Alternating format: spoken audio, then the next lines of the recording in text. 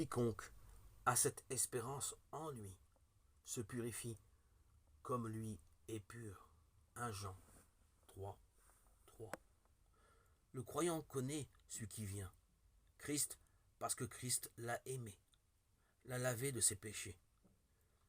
Il attend celui qui aime son âme d'un amour éternel. Hélas, beaucoup de personnes savent que le Seigneur va venir et en parlent, mais ne l'attendent pas du tout.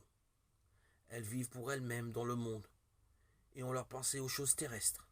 Philippiens 3, 19. Quelle chose terrible d'avoir parlé de la venue du Seigneur et d'être pourtant laissé en arrière quand il viendra. Pensez à cela. Si vous réalisez vraiment que vous ne connaissez pas le Seigneur, laissez-moi vous supplier de le contempler sur la croix lorsque son sang a coulé pour vous laver de vos péchés. Mais si vous pouvez regarder vers le ciel et dire « Dieu merci, je le connais, je l'attends », laissez-moi vous rappeler ce que dit l'apôtre Jean quant au résultat pratique de cette bienheureuse espérance. Quiconque a cette espérance en lui se purifie, comme lui est pur.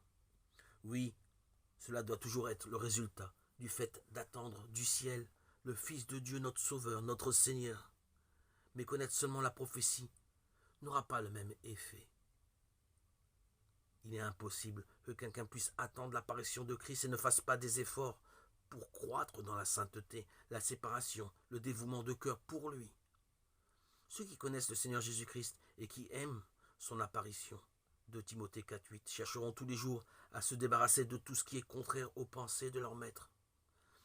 Ils aspireront à être de plus en plus conformes à lui, en toutes choses. Des croyants peuvent maintenir la doctrine de la venue du Seigneur et cependant s'attacher au monde, aux choses de ce monde qui occupent constamment leurs pensées et remplissent leur cœur.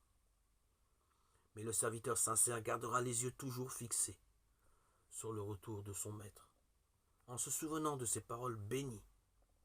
Je reviendrai, je vous prendrai auprès de moi, afin que là où moi je suis, vous soyez aussi. Jean 14, 3.